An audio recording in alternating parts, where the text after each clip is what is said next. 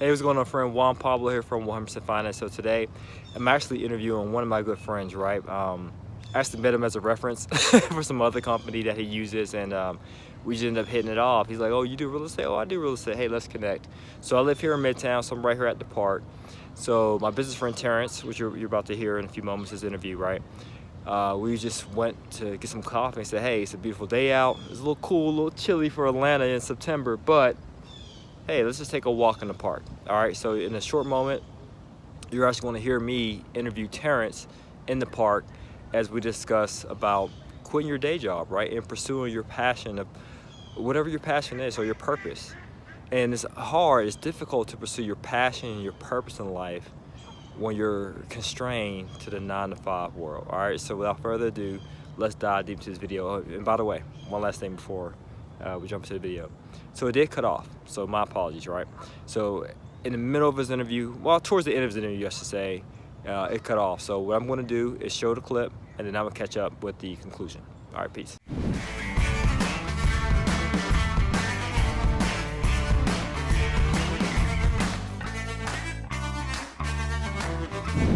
Hey, what's up, guys? Juan Pablo here, the People's Mentor here with Terrence. What's up, Terrence? Hey, how you doing? How you doing? So we were just chatting it up. We actually connected, right? Because he was actually a reference that I reached out to. Because I was looking to hire some dialers, some callers, just people to cold call motivated sellers to see if they'll be able to, you know, get their property to me, get that thing under contract.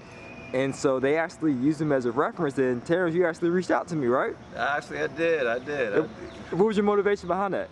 Well, it was, you know, I like the company that does the cold calling for me, and so, you know, they just said, hey, this guy wants a reference from us, you know, you mind providing a reference for us? And I was like, hey, cool, no problem. And so we linked up, and it was on from there. So when we linked up, you pretty much shared with me your story. Not to give it all away, because that's the point of you having you on the YouTube channel so that you can share it, but yeah. You actually wholesale, right? Absolutely. Now, if you can expound upon what wholesaling is. So wholesaling simply is the art of putting a property under contract and effectively selling that contract to the actual buyer that's actually going to do the fix and flip on that property, and making being the middleman in between and making yourself a few bucks in between. A few bucks or a few thousand? A few thousand bucks in between. Yes. If you don't mind sharing, not to get too deep into your pockets, but the average amount of or the spread that a wholesaler can make on average? That can be determined by probably what price points you choose to work in. I mean, most people will probably tell you that a wholesaler will probably make on average between, you know, about $2,500 a deal. Me personally, you know, if I'm not making between 10 and 20, I'm not really sure if it's worth the time and effort. So at least 10,000? Yes. Okay. So the purpose of having you on the channel, Terrence, is to share a tad bit about your story, right? Because I know you left corporate America to do real estate full time. Absolutely. So if you can kind of share your story, and if you can give us some pointers on why we should do the same. My story is, my background is actually went to school, Morehouse, got out as a computer engineering, realized real quick I didn't like working for people. So that's where I knew I needed to kind of make a change, and then started hearing all the things about people who have, you know, the most millionaires have been made in real estate. And so I said, you know what, maybe that's probably the avenue I need to look into. And from there, you know, start looking into how do I get into it. So you start, you know, all of a sudden I started looking at these late night infomercials, and you know, people selling this and people selling that, and looked at a couple of programs, and I just really didn't feel those. And the irony was, I went and I bought a book, and I spent $750 on this book that pretty much taught you how to wholesale. And this was prior to wholesaling being called wholesaling. So I bought this book, and at the time I was working in computers, so I went out and started trying to slowly implement these processes and finding events and places to go to and meet other people who were like-minded and were trying to do the same things, and then kind of just latched on to different people. And to be honest with you, during that time, it was hard to do anything wrong, because, you know, the banks were just giving away money during that time, so it was kind of hard not to make money. As long as you had a pulse. As long as you had a pulse. Banks were giving away money. They were throwing it at you. And so made it pretty simple to kind of learn, well, make money. I won't say learn it, but make money. So, I mean, I literally failed my way into making money in real estate at that time. So 2008 happened. Market just obviously crashed, and it was kind of a reset for me. And so, but I enjoyed what I did, and so I had to take a reset. Went back into the work field. Realized I can't stay here. Got to figure out how to get back into real estate, because you just enjoy the time and the freedom and everything that kind of comes along with being able to just work for yourself and, you know, call your own shots and do what you want to do when you want to do it. And I had the opportunity where it allowed for me to kind of walk away from a job and get back into real estate, and pretty much have been back in full time. And, you know, it's been a blessing for the most part. One thing I like to share too is because you know, as we were talking earlier, everybody's a guru, right? You know, they come in and they go, but you made that investment of $750 into a book. Yeah. And look where it got you. You said, that's the thing I want to share with you guys, right? The viewers out there. Terrence is like, oh, I'm not looking at a deal if it's not at least 10,000, it ain't worth my time. So the book was worth it. Of course, the book didn't give you every single thing you need to know, right? Well, you know, it gave me a lot. I mean, it gave you the book for the most part. Actually, I got the most out of that book than any program at the time. During that time, Because probably back then it didn't have like online courses. No, they didn't have online courses. You know, you had gurus sending out videos. Yeah. And so they would send you like a video series of different things. And so I forget the gentleman's name, the videos that I bought once, and his videos just didn't really make sense to me. And so it's like, this doesn't really make a whole lot of sense. So put that videos away and bought this book. And again, it told you, hey, get out here, go find these types of properties. Get out here and go to these kind of network groups. And then once you start finding these kind of people, it becomes a snowball effect. So once you kind of get into it, you start getting into the lifestyle, you start doing it, you know, you're going to surround yourself with more and more people. And you got to be able to go out here and go speak to people. And so as you start speaking to more people, you find other people, and then those people start telling you about deals, and then they got deals, and then next thing you know, you start realizing, okay, this guy had a deal over here. This guy says he was looking for a deal, and then now all of a sudden, you wholesale and didn't realize what you were doing because you went and got it from him, sold it to that guy right there, and then next thing you know, you got a deal was born, and you realize, oh, I can do this. So, and I've done pretty much everything from that to wholesaling land, to houses, to apartments. So it's actually been pretty cool. So let me ask you this, Terrence, right? You know, reading a book or purchasing a course, of course, it helps. But my question is, from your personal experiences, what are some of the nuances you learned that you didn't find in a book?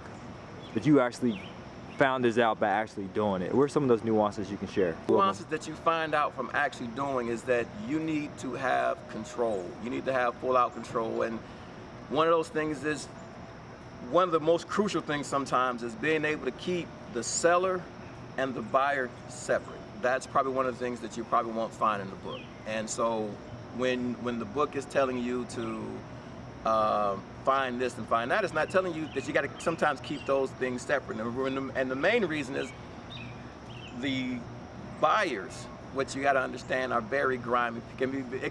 Real estate can be a very grimy game from time to time, and you got a lot of people that want to cut out every dollar. So if they understand that you're the middleman and you're not necessarily on it, then they know that they want to cut your little commission out as well, because they don't want to pay anything and anybody else. They want to go direct to the source. And so you just have to sell yourself as being the source. You can't sell yourself as being that guy that, oh, I have a property, or I know a guy with a property. No, this is my property. And that's probably one of the biggest things that you won't get out of a book, that kind of thing. So when I put a deal on the contract, I have this contract, and then I'm marketing it to this buyer. Buyer said, hey, you got a property? Yep. Oh, is this yours? Yes, this is mine, this is my property, I own it. Because at the end of the day, whether they know I have it under contract or not, it's not really their business.